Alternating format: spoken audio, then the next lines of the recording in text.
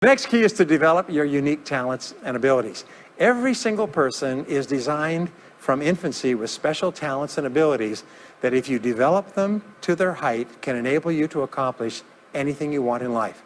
Everyone is genetically structured to be able to do something superbly, to do something they enjoy, to do it well, and to get great satisfaction from it. Peter Drucker often asks the question, what are you good at? What are you good at today? What should you be good at? What could you be good at? What will you be good at? And so one of the questions that we ask is, looking back in your life, what has been most responsible for your success up to now? What has been most responsible in the past? What is it that you have done that has gotten you the best results? Because as we said before, success leaves tracks. And if you look back into your past, you'll often find indicators that guide you to your future. Do you remember that fellow that won $300 million in the lottery? He was a high school physics teacher. And they asked him what he's going to do with it. He said he's going to take a week off and then get back to work because he doesn't want to give up his job teaching high school physics because he loves his work so much. That is a person who's in the right place for him. And now he can just drive to it in a nicer car. Anyway, now the next key to becoming a self-made millionaire is to see yourself as self-employed. What we found is the top 3% of adults in our society see themselves as self-employed. They see themselves as in charge of their own lives. When I started off my career as a young man, I was 21 years old, working as a construction laborer, living in a one-bedroom apartment, broke, taking buses 2 hours every morning to get to work and buses 2 hours to get back. I still remember that, and I still remember a light going off one evening. I was sitting there in my little apartment, in my little kitchen alcove, and I suddenly realized that I was responsible, that I was in charge of my own life, that no one was coming to the rescue. And it was one of the great turning points in my life. So what you find is that all exceptional people are highly responsible people. They look upon themselves as self-employed. Sometimes I'll ask an audience, I'll say, how many people here are self-employed? And some people will raise their hand and some won't. I'll say, now what's the true answer to this question? And the true answer is that everyone is self-employed. The biggest mistake you could ever make is to ever think you work for anyone else but yourself. Even if someone else signs your paycheck for you all your life, the most valuable people in any organization are the people who treat the company as though it belongs to them.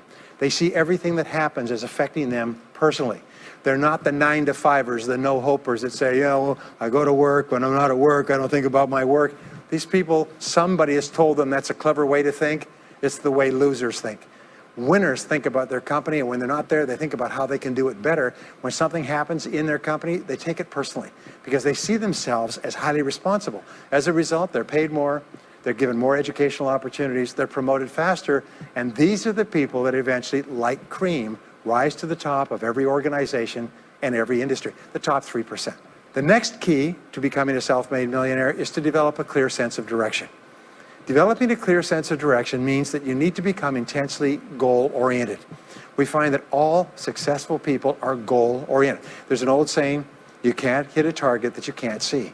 You've got to know what you want in every area of your life. Some years ago, I worked with the Hunt Oil Company in Texas. The Hunt Oil Company was founded by H.L. Hunt, who became the wealthiest, self-made, multi-billionaire in the world. At his peak, he owned 200 companies and had a royalty income of $3 million a day. Most phenomenal man, by the way. And he was interviewed by a friend of mine on television before he died in the early 70s. And he was asked, what are the secrets to success? He said, the keys to success have only been two through all my life, and I will tell you what they are. He said, number one, he said, decide exactly what it is you want and write it down and make a plan to achieve it. And number two is determine the price you're going to have to pay to get it, and then resolve to pay that price. Now, where the law of sowing and reaping cause and effect, I learned an additional point to that. I learned that your current life today is the result of the price you've sown up to now. Is whatever you've put in, you get out. So whatever you're getting out today is a result of what you've put in. If you don't like what you're getting out, what you have to do is you have to put in something different. What I found is that life is always just in the long run.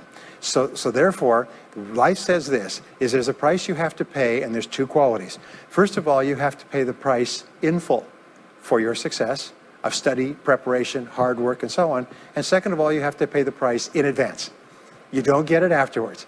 The way the world works is first you put in what you need to put in, and then you get out the rewards. So you have to ask yourself, what is the price that you have to pay to achieve the success that you desire?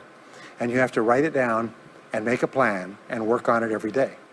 Now let me give you a quick exercise, which is my only take-home or homework exercise for our time together.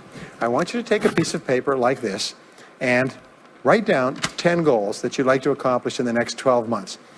Write the word goals and today's date at the top of the page. Write down 10 goals you'd like to accomplish, and then ask yourself this great question.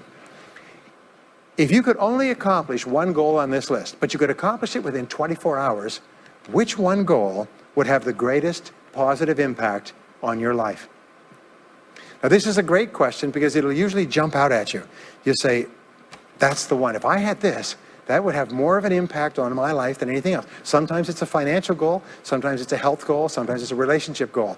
But whatever it is, put a circle around that goal and then turn the page over and write it at the top of the page, set a deadline on the goal, make a list of everything that you could think of to do to achieve the goal, and then begin working on your list.